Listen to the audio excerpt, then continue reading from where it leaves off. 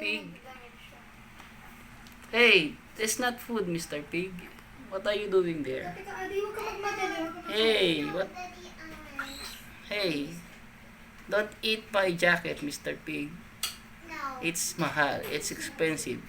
I want that. Do you want that, Mr. Pig? Yeah. It's my jacket. I cannot go outside without my jacket. No. You cannot even hold in your jacket. You will put a hole in my jacket. Water will get inside my jacket when I wear it. Don't eat that, Mr. Pig. Mr. Pig, come here now, Mr. Pig. Don't eat that. That's not food, Mr. Pig. That's food. Ah, that's not food. That's food. You cannot chew it. You will die with that.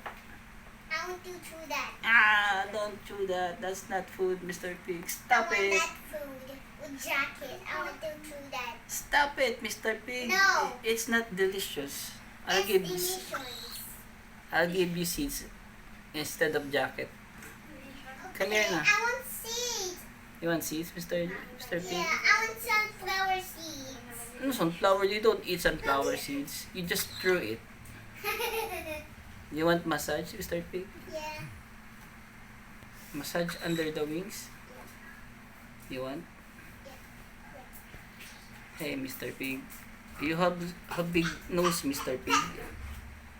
You have big nose, Mr. Pig. May ginagawa kang magic dati sa akin. Alala ko. Yan, alala ko rin. Bye, Mr. Pig. Bye. Enjoy. Okay. What happened to you, Mr. Pig? I didn't want frozen.